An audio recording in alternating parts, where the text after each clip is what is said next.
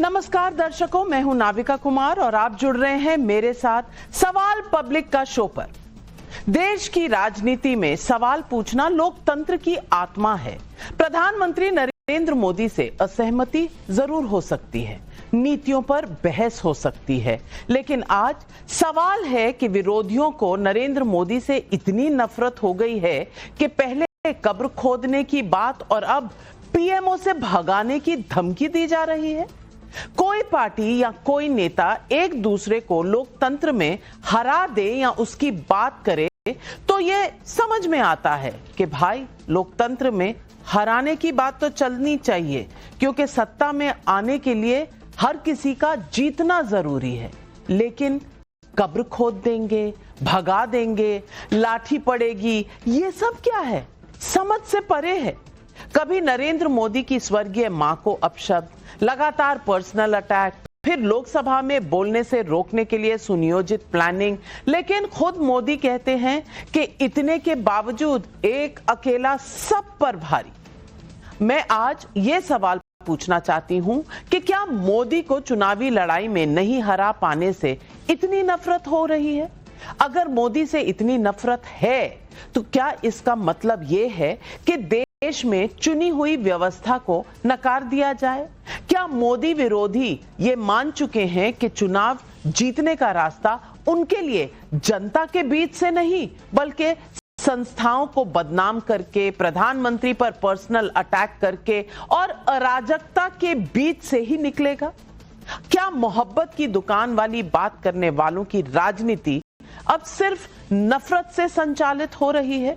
संसद का बजट सत्र चल रहा है, पूरा देश देख रहा है कि संसद में क्या चल रहा है। आज लोकसभा स्पीकर ओम बिरला ने लोकसभा की कार्रवाई शुरू होते ही बताया कि हंगामे की वजह से अब तक 19 घंटे 13 मिनट सूली चढ़ गए, बर्बाद हो गए। बताइए, आपके हमारे टैक्स पेयर के पैसे की बर्बादी के लिए कौन जिम्मेदार है? अब कांग्रेस नेता धमकी दे रहे हैं कि लोकसभा तो झांकी है, पीएमओ से भगाना बाकी है। ये किस तरह की भाषा है, कैसी मानसिकता है? दूसरी तरफ कांग्रेस के मुख्यमंत्री रेवंत रेड्डी को आजादी में सिर्फ कांग्रेस और जमीयत उलेमा-ए हिंद का ही योगदान नजर आ रहा है। फिर क्या भगत सिंह, खुदीराम बोस, राजगुरु, वीर सावरकर, सुभाष चंद्र बोस जैसे महान स्वतंत्रता सेनानियों का देश की आजादी में कोई योगदान नहीं है? या कांग्रेस के मुख्यमंत्री इस बात से घबराए हुए हैं कि मुस्लिम वोट की अलग लीडरशिप खड़ी हो रही है, इसलिए मुस्लिम वोट बैंक साधने के लिए कभी आरक्षण और कभी मुसलमान, मतलब कांग्रेस जैसे कट्टर बयान दिए जा रहे हैं? कुल मिलाकर एक बात जो नजर आ रही है वो यही कि मोदी विरोध में विरोधी किसी भी हद तक जाने के लिए तैयार है। ऐसे में पब्लिक पूछ रही है सवाल, क्या मोदी के एक अकेला सब पर भारी के जवाब में पहले कब्र खोदने फिर पीएमओ से भगाने की तैयारी हो रही है? ये सवाल आज पब्लिक पूछ रही है। आज एक बार फिर लोकसभा में विपक्षी सांसदों ने लगातार नारेबाजी की, जिसकी वजह से लोकसभा की कार्रवाई को सोमवार तक के लिए स्थगित कर दिया गया। जिसके बाद विपक्षी सांसदों ने संसद के मकर द्वार पर पोस्टर, बैनर लेकर प्रदर्शन किया। अमेरिका के साथ हुई ट्रेड डील को ट्रैप डील बताया, नरेंद्र मोदी सरेंडर मोदी के नारे भी लगा दिए। और इससे पहले कांग्रेस नेता पवन खेड़ा ने सोशल मीडिया एक्स पर लिखा, लोकसभा तो झांकी है, पीएमओ से भगाना बाकी है। विपक्ष के नेता मोदी सरकार पर लगातार हमलावर हैं। सुनिए किसने क्या कहा। और कल प्रधानमंत्री ने बहुत सारी बातें, जो उचित समझो वही करो। मेरे को 2-2 किलो गालियां देते हैं। अरे 2 किलो गालियां, ये अब ये क्या तोलते? क्या गालियों को तोलते हैं? इतने शब्दों में मेरे को गालियां दिए, बोलो वो कुछ है।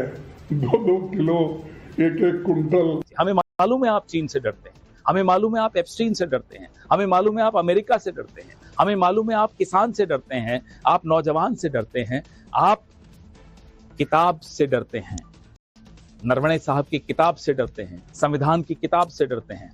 दरअसल हकीकत यह है कि आप सवाल जवाब से डरते हैं। अगर आप देश की लोकसभा में यानी देश की सबसे सुरक्षित जगह में भी अपने आप को असुरक्षित महसूस कर रहे हैं तो फिर आपको खुद शर्म करनी चाहिए कि आप कैसी सरकार चला रहे हैं।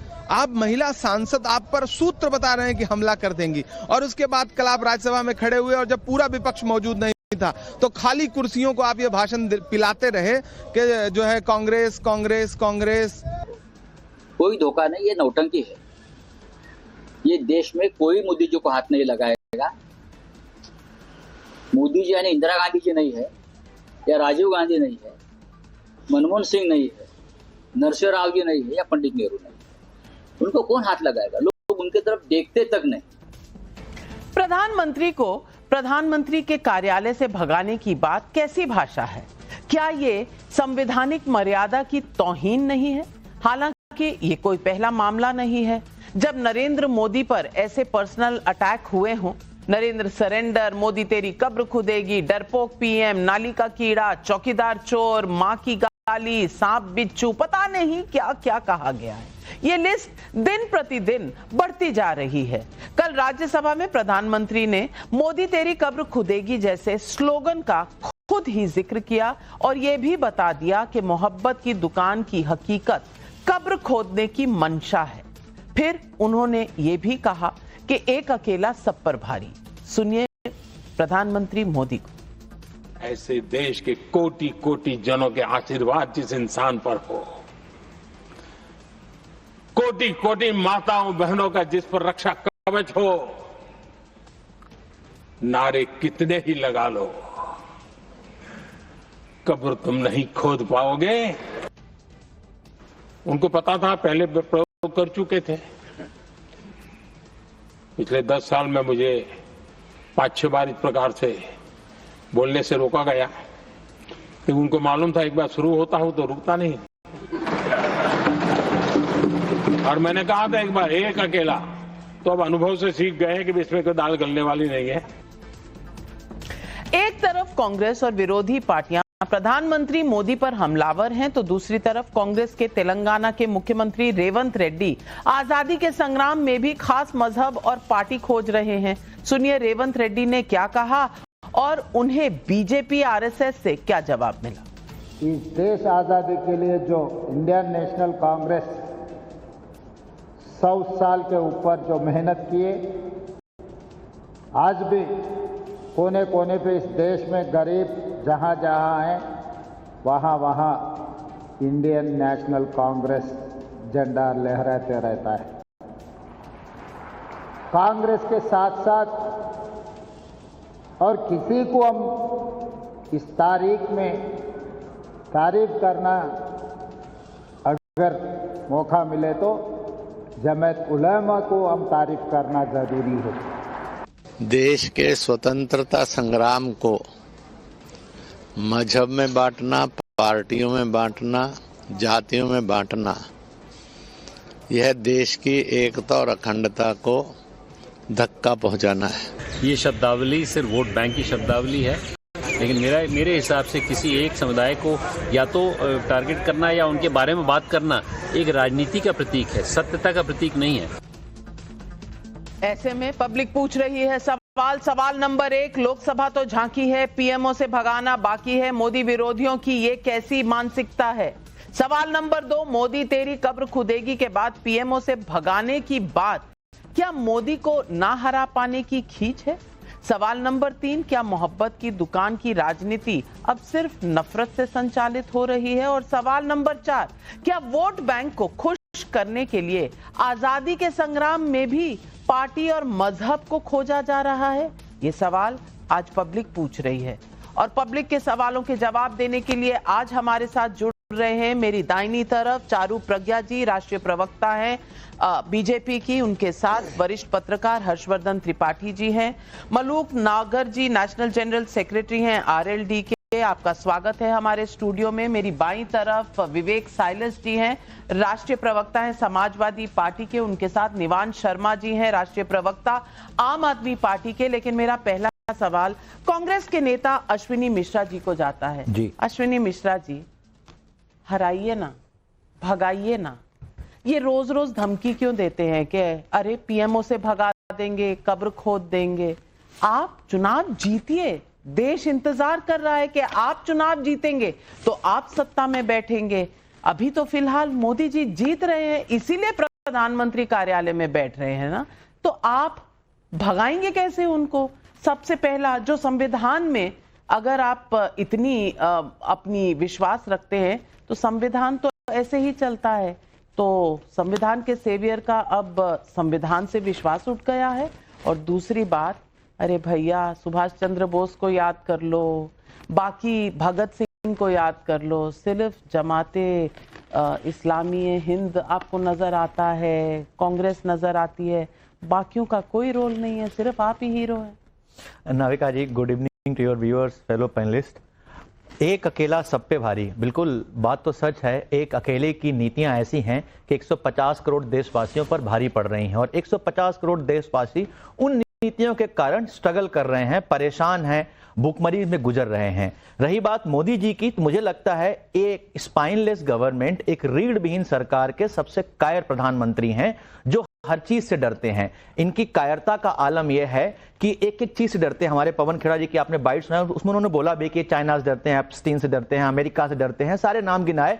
बात यही है कि ये सवाल से डरते हैं। जब इनसे किसान सवाल पूछता है तो उसको खालिस्तानी बोल देते हैं, जब कोई आदिवासी पूछता है तो उसको नक्सल बोल देते हैं, जब कोई युवा सवाल पूछता है तो उसको अर्बन नक्सल बोल देते हैं, कोई अपोजिशन सवाल करता है तो उसको देशद्रोही बोल देते हैं। इनकी समस्या यह है नाविका जी कि इनसे आप सवाल मत पूछो। आप मुझे मोदी जी की एक तस्वीर दिखा दीजिए जहां पर इन्होंने पत्रकारों के सवाल लिए हों।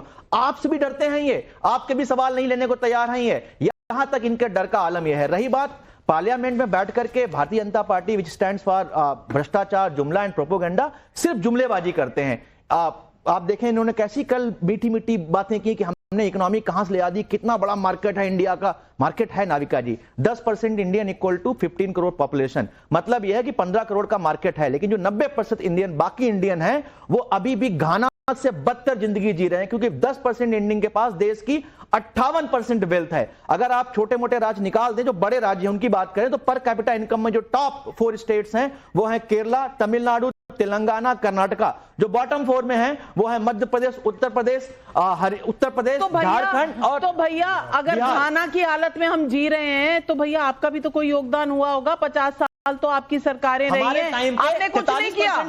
आपने कुछ नहीं किया। 43% वेल्थ थी जो अब 58% पहुंच गई है। तो देश में विकास तो हो रहा है, प्रधानमंत्री ने 10% लोगों का प्रधानमंत्री ने आपको आईना दिखाया था कल, और ये किताब लिखी हुई है स्पीचेस ऑफ इंदिरा गांधी। उन्होंने कहा था 35 करोड़ की आबादी थी जब इस देश की, तो कहा, नेहरू जी कहते थे 35 करोड़ समस्याएं हैं मेरी।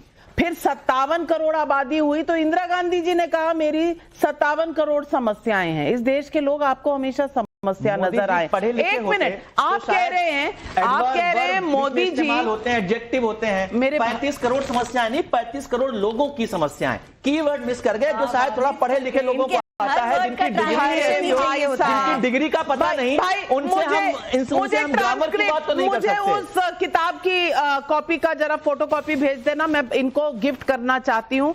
मैं अश्विनी जी आप पढ़ लीजिएगा, उसमें अगर आपको लोगों की समस्याएं का वर्ड नजर आएगा तो मैं यहां आपको प्रणाम करूंगी और आपसे माफी मांगूंगी। लेकिन आपने कहा प्रधानमंत्री मीडिया से डरते हैं, हमसे डरते हैं, हमारे सवालों का जवाब नहीं देते। चलिए, हो सकता है आपकी बात सही हो। मुझे ये बताइए, कांग्रेस पार्टी जब मुझे बॉयकॉट करती है, राहुल गांधी जब मेरे सवालों का जवाब नहीं देते, तो मुझसे इतना क्यों डरते हैं भाई? जवाब देंगे आप सवाल। आप 4th पिलर ऑफ डेमोक्रेसी हैं, आपकी जिम्मेदारी बनती है जनता के सवाल रखा है। आपकी जिम्मेदारी है जनता के करके रखा हुआ है। डरते क्यों है मेरे सवालों से? मेरे सवालों से राहुल, किससे बहस करूं? दीवार से? राहुल गांधी अपने प्रवक्ता मेरे चैनल पर मेरे साथ नहीं भेजते। राहुल गांधी मेरे सवालों का जवाब ना जब यूपीए सरकार थी तब देते थे, ना अब देते हैं।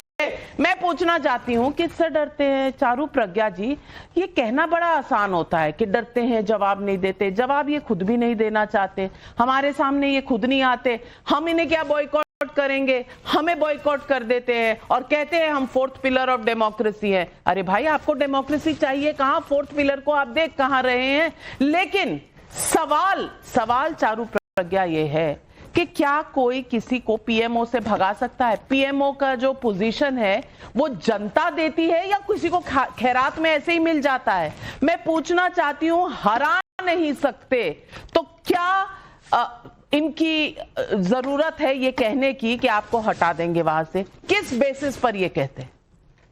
नाविका जी नमस्ते। देखिए, इस देश में जिस प्रकार की बातें आज कांग्रेस करने पर उतर आई है, उनको याद दिलाना जरूरी है कि ये जो देश है ये जनादेश से चलता है, संविधान से चलता है, और ये जनादेश मोदी जी के साथ है। 150 करोड़ भारतीय लोगों का जो आप नाम ले रहे हैं वो मोदी जी के साथ खड़े, एक बार नहीं, दो बार नहीं, तीसरी बार साथ खड़े। और जिस तरीके से आप जा रहे हैं, आप अगले 30 वर्षों तक भी भूल जाइए कि भारतीय आपके साथ आएंगे। आपके बीच में मैं बोली नहीं अश्विनी जी, आप रुक जाइए। एक यहाँ पर बहुत महत्वपूर्ण बात है। देखिए, आप कॉन्ट्रास्ट देखिए नाविका जी, हम कुछ दिनों से संसद में जो चल रहा है बहुत गंभीरता से, बहुत ध्यान से देख रहे हैं। एक तरफ हो रहा है हंगामा, धमकियां दी जा रही है, नफरत की बातें हो रही है, संसद के बाहर आके भी ड्रामे हो रहे हैं, और जब मोदी जी बोले वो शांत तरीके से, स्थिर तरीके से, संविधान के दायरे में रहकर हर एक अपनी बात बोले। नफरत की राजनीति, जो प्यार की दुकान, प्रेम की दुकान, पता नहीं क्या क्या दुकान चलाने वाले लोग हैं, इन्होंने केवल दुकान चलाई। 70 सालों तक इस देश को दुकान की तरह ही चलाया और देश बेच दिया। आज आप गरीबी की बात कर रहे हैं। 10 साल में 25 करोड़ से ज्यादा भारतीय गरीबी रेखा के, एक्सट्रीम पॉवर्टी के ऊपर आई। आपके एफर्ट नहीं थे। आपका बस चलता तो कब्र खोद देते और पूरे के पूरे भारत को उसमें आप दफना देते, जैसे आप चल रहे थे। रुकिए, बीच में मत बोलिए। आपके नेताओं को लगता है कि इस देश को आजादी दिलाने में योगदान केवल 2 लोग का था। भाई सोचिए, आपकी ऐसी जो नेता करीब 100 चुनाव हार चुका है, जो तानाशाही से ही चलना जानता है, जिसको सिर्फ राजसी ठाट समझ आते हैं, उसको भगत सिंह, नेताजी सुभाष चंद्र बोस, चंद्रशेखर आजाद हिंद फौज, बाल गंगाधर तिलक, ये सब दिखाई नहीं देंगे। आपकी सोच लिमिटेड है। और एक बात मैं और बोलना चाहूंगी, जिसको आप मजाक बोलते हैं वो इंसल्ट है। जिसको आप पार्लियामेंट के बाहर बैठकर बोलते हैं अरे ये तो हम मजाक कर रहे थे, ये बैंटर था, अभी भी आप ट्रांसलेट करके बता रहे थे, ये मजाक नहीं है। जिस देश का नेतृत्व मोदी जी करते हैं, आप उस देश से नफरत करने लग गए, ये आपकी सच्चाई है। अश्विनी जी, आपके कुछ अलायंस पार्टनर्स को भी कुछ नहीं मानते। चारू जी का एक फैक्ट चेक। आप किसी को मानते? चारू जी ने बोला 25 करोड़ लोगों को कितने चुनाव आ रहे हैं राहुल गांधी? तो अब आपको लगता है कि यहाँ पर नहीं बोला, आगे तो आप थे, रुके क्यों नहीं जब मोदी जी बोलने वाले थे? हंगामा क्यों किया आपने? चारू जी, डर के बाद 25 करोड़ लोगों को आपने गरीबी रेखा से बाहर निकाला, जो कि शायद आपकी सरकार का आंकड़ा है। आईएमएफ का आंकड़ा है कि 41 करोड़ लोग गरीबी रेखा से बाहर निकले 2005 से लेकर के 2019 के बीच। कोई इंटरनेशनल ऑर्गेनाइजेशन का डेटा बताइए मुझे जिसने ये बोला हो कि आपकी सरकार ने 25 करोड़ लोगों को बाहर निकाला है। 2005 से 2019 15 साल में 41 करोड़ लोग बाहर निकाले। अरे भैया, आपको किसी को सत्ता से हटाना है, बिल्कुल मैं कहती हूं कि वाजिब ऑब्जेक्टिव है। विपक्ष है, सत्ता पक्ष को हटाएंगे तभी आप आएंगे। लेकिन इसके लिए ये जो संविधान के बीच में और हमारे लोकतंत्र के बीच में एक प्रावधान है चुनाव कराने का, जीतने का, हारने का, इसी से होगा ना सत्ता परिवर्तन। किसी को पीएमओ से ऐसे ही डंडा मार के भगा देंगे? क्योंकि राहुल गांधी जी ने तो कहा था कि अरे भाई एक दिन ये निकलेगा बाहर तो लोग इसे डंडा से मारेंगे। अब डंडा मारकर पीएमओ से निकालने के क्या सपने देख रहे हैं? क्या इस तरह की धमकियां दे रही है? ये लोकतंत्र में किसी को कहना भी शोभा देता है क्या? देखिए, सबसे पहले तो मैं ये कहूंगा कि किसी को भी प्रधानमंत्री पद से हटाना या उस पर बैठाना ये जनता का काम है। जनता अपना जो काम कर रही है वो कर रही है। यानी कि राहुल गांधी गलत है ना? सबसे बड़ी बात राहुल गांधी गलत है, कांग्रेस गलत है? लीजिए ना, नहीं, नाविका जी सुन लीजिए ना, मैं काम जनता का ही है, सीधा वो जनता ही काम करेगी।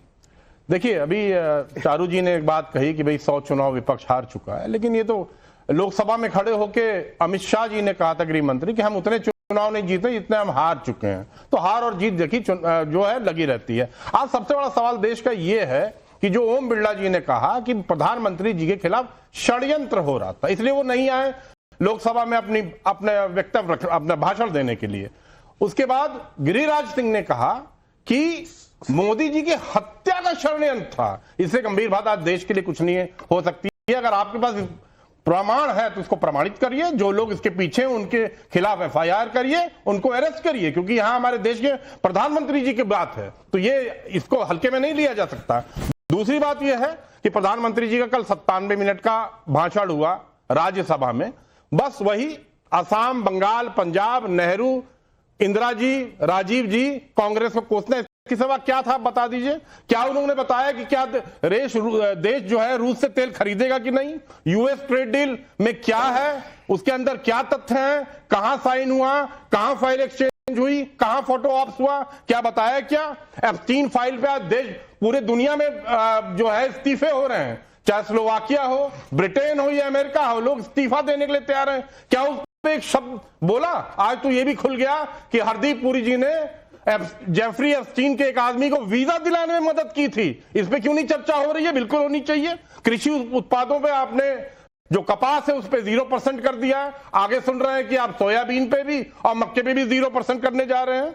स्टार्स ऑफ डेस्टिनी की एक बुक आप दे रहे थे ना, कि मैं आपको, अश्वनी मिश्रा को आप एक किताब दे रही थी, तो राहुल गांधी जी भी किताब देने जा रहे थे, 4 स्टार्स ऑफ डेस्टिनी। क्यों नहीं ली? लेके देख लेते। पहले तो ये बोला गया कि नहीं भाई ऐसी कोई किताब ही नहीं है। जब किताब आ गई तो मोदी जी लोकसभा से जो है लापता। ये बात बहुत सही है कि किताब देने की कोशिश हुई और मेरे हिसाब से किताब दे देनी चाहिए, लेकिन पार्लियामेंट का एक तरीका है और पार्लियामेंट में अगर अनपब्लिश्ड किताब है उसको रिकॉर्ड में लाना या उसको ऑथेंटिकेट करने का जो प्रोसीजर है वो आप और मैं नहीं तय कर सकते, वो रूल बुक में लिखा हुआ है। लेकिन राहुल गांधी को बोलने दिया जाना चाहिए था। इस पर मैं बिल्कुल आपके साथ हूं कि बोलने दिया जाना चाहिए, क्योंकि बोलते वो तो खैर सुनाने के बहुत अपॉर्चुनिटीज सत्ता पक्ष को मिलती। ये कहने के बाद सवाल मलूक नागर जी ये भी है कि अगर सुरक्षा में कोई भी इस तरह का डर था तो विवेक साइलेस जी कह रहे हैं इसकी सच्चाई देश के सामने आनी चाहिए, एफआईआर आना चाहिए।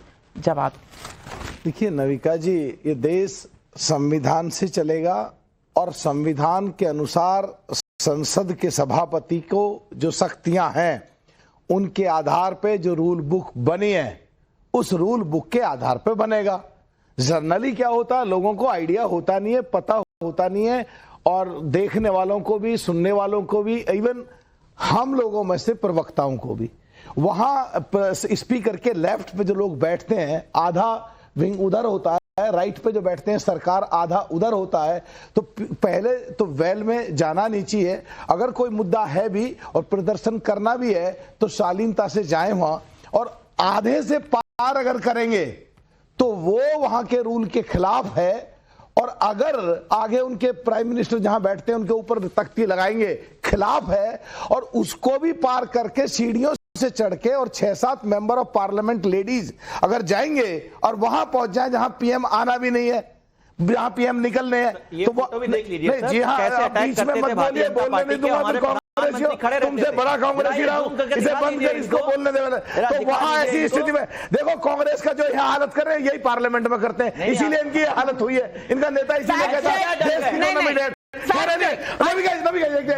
कर रहा हूं। वहां जाकर के अगर तुम लिमिट पार करोगे और अगर वो कहीं देश या टेलीविजन पे कोई सुर्खी बन जाए और विदेश में दिखाया जाए कि प्राइम मिनिस्टर के रास्ते में 6-7 मेंबर ऑफ पार्लियामेंट लेडीज आ गए, ये सुर्खी बने, ये तो ये चाहते ही है सत्ता के लालची, क्योंकि भूखे बैठे हर बार हार जाते हैं, हर बार हार जाते हैं, हर बार ऐसे आदमी से इनका मुकाबला है जो बैक टू बैक लगातार 4 बार मुख्यमंत्री और बैक टू बैक लगातार 3 बार प्रधानमंत्री, माना ये हार गए, टूट गए, बिखर गए, टूट गए। ये एक भी प्रदेश में सो कॉल्ड इंडिया गठबंधन इकट्ठा नहीं लड़ सकता। आप पार्टी और कांग्रेस है कहलवा दो, और इसलिए कांग्रेस में भी गुटबाजी, और ये ऐसी स्थिति में है कि आज इनकी स्थिति समझ नहीं आ रहा। अरे जो 60 साल के करीब कांग्रेस की सरकार रही है उसमें जो तुम्हारी इकोनॉमी थी उसे तो 1.5 मत बताओ, इससे भी बुरा हाल हो जाएगा। और समाजवादी वाले भाई बैठे, अरे इनसे थोड़ा दूर करो, तुम्हारे बंटाधार करेंगे, खुद तो डूबे ही डूबे, तुम्हें भी ले डूबेंगे। अरे ये सब चवन्नी वाली पार्टी के लोग हैं। चवन्नी होगा मुझे पलट जाऊंगा। होगा। यही बोला था ना जयंत चौधरी ने कि मैं चवन्नी खोल दूं। एक मिनट आप मैं माफ कीजिएगा, आप एंकर तुम बिखरे अपना डिस्क्रिशनरी पावर यूज करने वाली है। आप एंकर अपना डिस्क्रिशनरी पावर यूज करने वाली है। दो चीजें यहाँ कही और हर्षवर्धन त्रिपाठी जी, मैं आपसे पूछूंगी, वरिष्ठ पत्रकार हैं आप, मेरे ही खेमे से हैं तो आपसे पूछूंगी। एक कह रहा है चवन्नी की पार्टी है, क्या क्या बोल रही है। अब ये चवन्नी की पार्टी जब इनके साथ रहती है तो रुपए की बन जाती है। सुन ली, अब मैं वो समाजवादी पार्टी की कृपा से राज्यसभा में बैठे। महिलाओं का हक कौन छीन रहा है? एंकर का हक कौन छीन रहा है? नविका जी, चौधरी चरण सिंह जी की विचारधारा को लेकर आज से तुम्हारे समझौता होता है तब पार्टी ठीक होती है। इन्होंने भारत रत्न नहीं दिया, इसीलिए कांग्रेस की ये हालत हुई है। अपने आप को रहते हुए जिंदों को भारत रत्न दे देते हैं और चौधरी किसानों के मसीहा, किसानों के नेता। एक मिनट मलूक नागर जी, अच्छा आप हालत हुई है भाई साहब, एक मिनट, ये पार्लियामेंट नहीं है। मैं दर्शकों को भी बताना चाहती हूं और यहां मेरे साथ अपने पैनलिस्ट को भी बताना चाहती हूं कि ये पार्लियामेंट नहीं है। पार्लियामेंट में शायद आप ऐसा कर सकते हैं क्योंकि आप अपने आप को जनता के इलेक्टेड रिप्रेजेंटेटिव समझकर पता नहीं क्या क्या राइट्स यूज कर लेते हैं।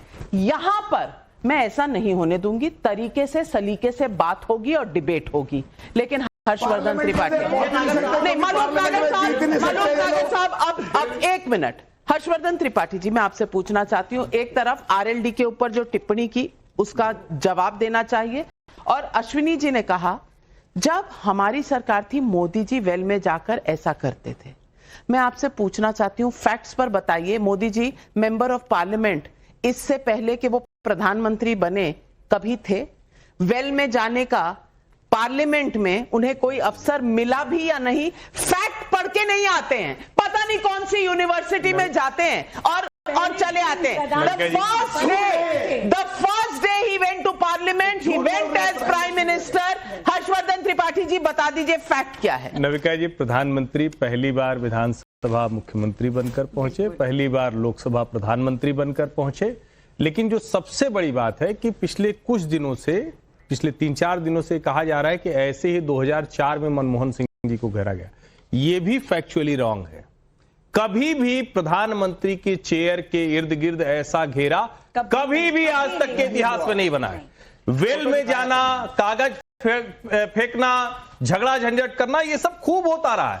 लेकिन इस तरह से प्राइम मिनिस्टर जिस दिन बोलने आने वाले हों, ऐसी घेराबंदी आज तक के इतिहास में कभी देखने को नहीं मिली। नंबर 1। नंबर 2, ये आपने कहा कि राष्ट्रीय लोकदल पर उन्होंने टिप्पणी कर दी। अरे तो अभी तो आपने देखा ना, मकरद्वार पे राहुल गांधी की कांग्रेस से निकलकर रवनीत बिट्टू चले गए तो गद्दार हो गए।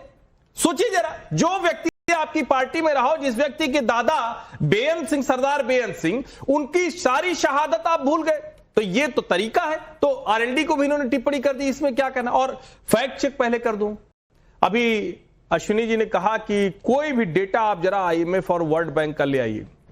Pandemic poverty and inequality evidence from India, IMF working paper 2022 खोजकर पढ़ लीजिए। हाँ, पढ़िए, बताइए। और वो पेपर बता रहा है कि 25 करोड़ लोग एक्सट्रीम पॉवर्टी से बाहर निकले। किस पीरियड में? और जो सबसे बड़ी नरेंद्र मोदी के पीरियड, नरेंद्र मोदी के पीरियड में 41 करोड़ खोज के पढ़िए, मैं चेक करके बता रहा हूं। अब उसके आगे, और ये पॉवर्टी सिर्फ राशन वाली नहीं थी, ये मल्टी डायमेंशनल पॉवर्टी थी जो आईएमएफ और वर्ल्ड बैंक के जो पैरामीटर्स हैं उस पर सेट होती है। तो कम से कम फैक्ट पर आप ये बात जब कर रहे हैं तो अगर ये नहीं होता तो हम दुनिया की दूसरी सबसे बड़ी स्मार्टफोन की इंडस्ट्री कैसे बन जाते, हम कैसे 3rd लार्जेस्ट ऑटोमोबाइल मार्केट बन जाते, कैसे बन जाते, हमारी जो ग्रोथ है वो फास्टेस्ट ग्रोइंग इकोनॉमी हम कैसे बन जाते। अभी तो उसके बाद आप कह रहे हैं कि नहीं, 15 करोड़ लोगों का मार्केट है, 15 करोड़ मतलब आधा यूरोप। नहीं आप बाकी आप गलत बोल रहे हैं। क्या आप गलत बोल रहे हैं। आप लगता है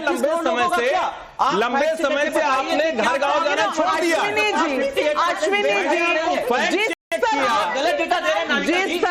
जिस तरह आपके लिए इस वक्त 100 हार के बाद जीतना मुश्किल ही नहीं नामुमकिन सा लग रहा है, वैसे ही आपको समझाना वहां भी जीत रहे हैं, यहाँ भी जीत रहे हैं। निवान शर्मा, मैं आपसे पूछना चाहती हूँ, संसद में लोग आपको चुनकर भेजते हैं इसलिए आप जाते हैं? प्रधानमंत्री के कार्यालय में कौन जाता है? जिसको ज्यादा वोट मिले, जिसकी ज्यादा सीटें आए।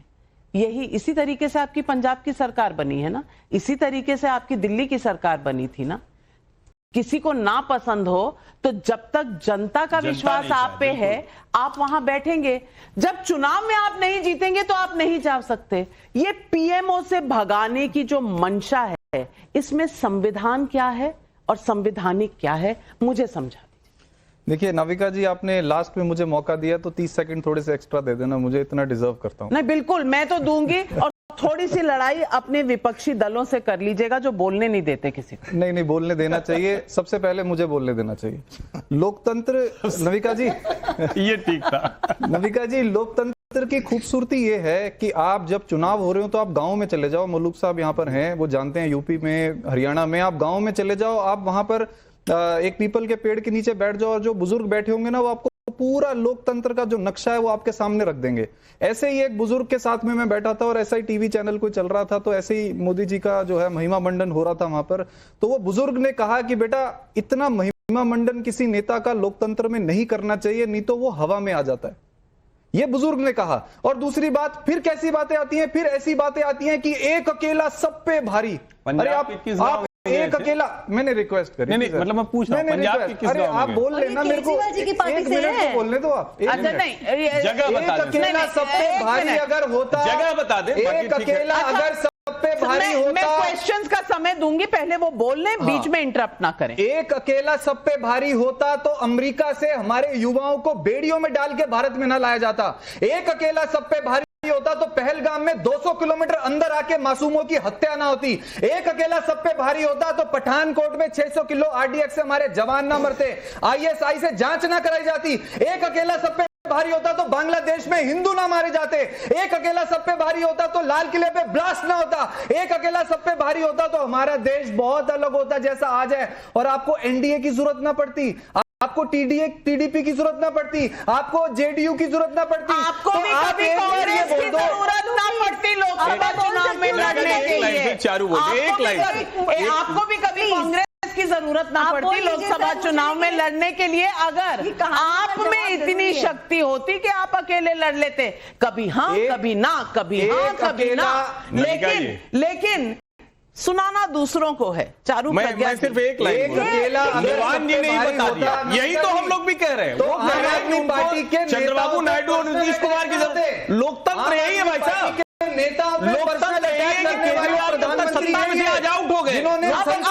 अब निवान जी आपने सवाल पूछे तो जवाब भी तो सुन लीजिए ना। इनकमिंग बैन नहीं हो सकता ना, खाली आउटगोइंग चलेगा और इनकमिंग एक एक करके।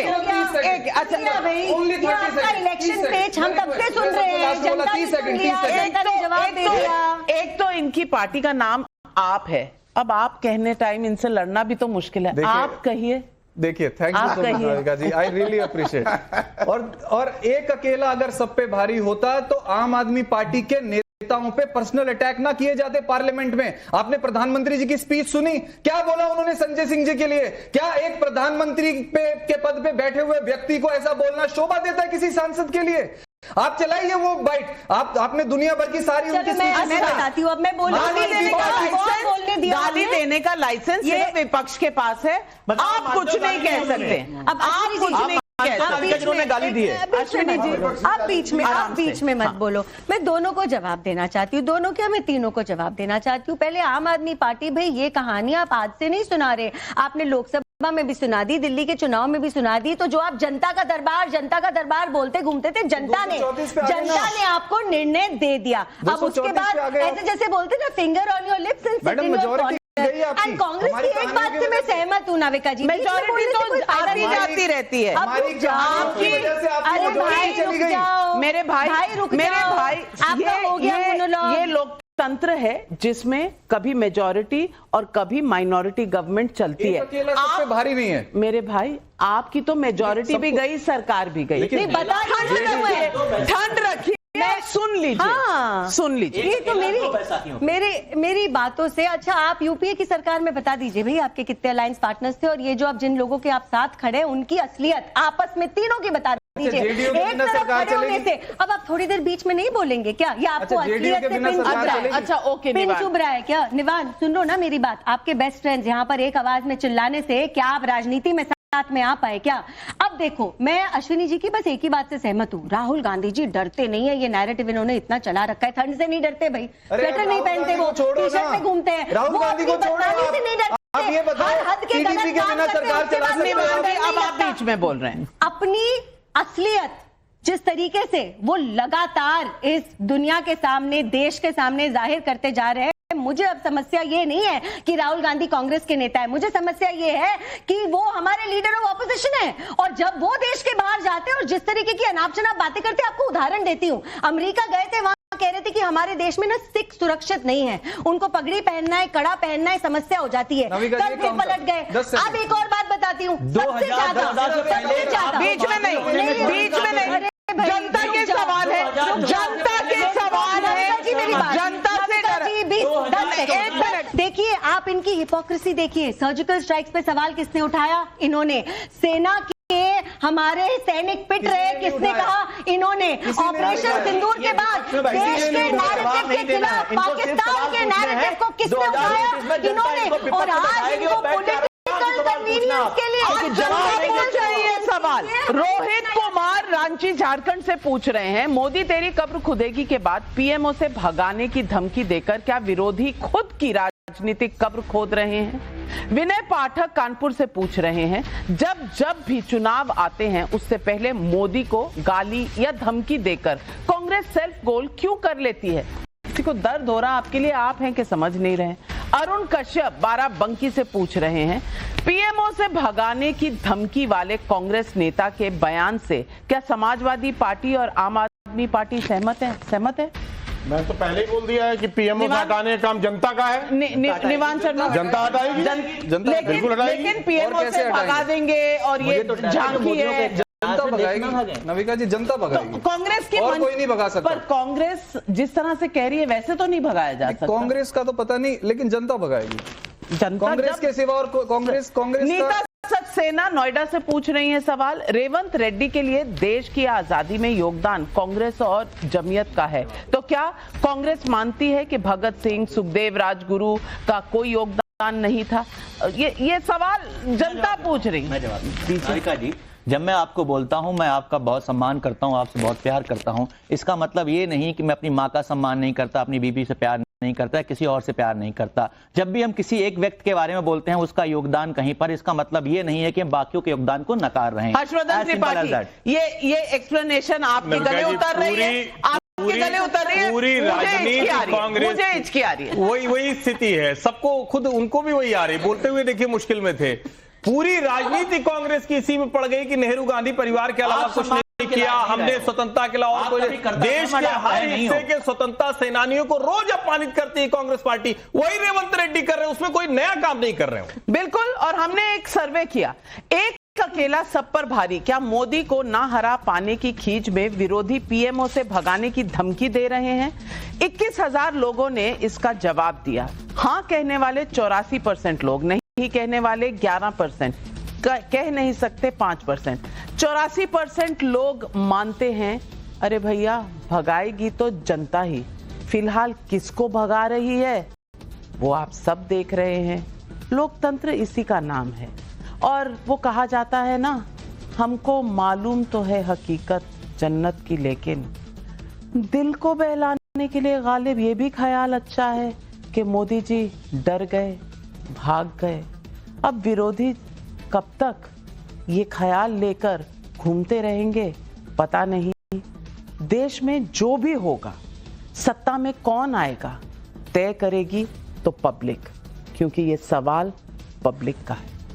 आज बस इतना ही। तमाम अपने पैनलिस्ट का धन्यवाद करती हूं, लेती हूं आपसे इजाजत। नमस्कार।